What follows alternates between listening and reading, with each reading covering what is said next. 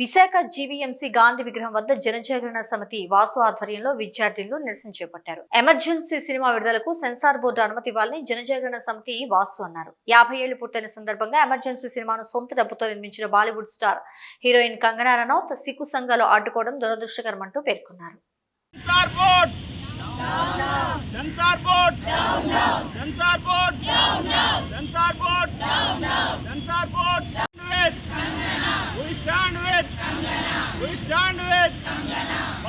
ఆమె చరిత్రలో చీకటి రోజులైన ఎమర్జెన్సీ ఘటనకు 50 సంవత్సరాలు పూర్తయిన సందర్భంగా ప్రముఖ సినీ నటి కంగనా రనౌత్ గారు అప్పులు చేసి తన సొంత డబ్బులతోటి ఎమర్జెన్సీ సినిమా తీసింది.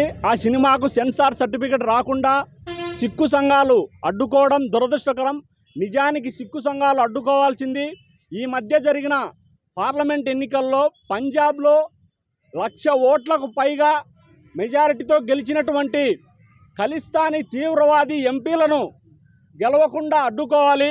కానీ దేశాన్ని ముక్కలు చేస్తానన్నటువంటి ఖలిస్తానీ ఉగ్రవాదులకు సిక్కు సంఘాలు మద్దతు తెలుపుతూ మరొక వైపు వాస్తవ సంఘటన ఆధారంగా నిర్మించిన ఎమర్జెన్సీ సినిమాను అడ్డుకోవడం యావత్ దేశ ప్రజలు ముక్తఖండంతో ఖండిస్తున్నారు.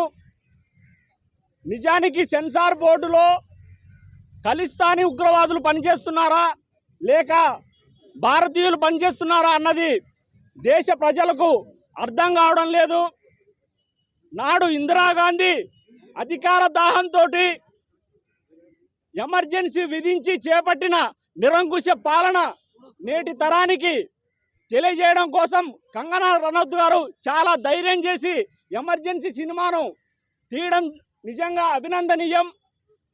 యావత్ మహిళా లోకం కూడా ఈ సినిమా విడుదలయ్యేంత వరకు కంగనా రనౌత్ గారికి మద్దతుగా నిలవాలని జనజాగరణ సమితి విజ్ఞప్తి చేస్తుంది. సెన్సార్ బోర్డు వెంటనే ఎమర్జెన్సీ సినిమాకు సర్టిఫికెట్ మంజూరు చేయాలని జనజాగరణ సమితి సందర్భంగా డిమాండ్ చేస్తుంది.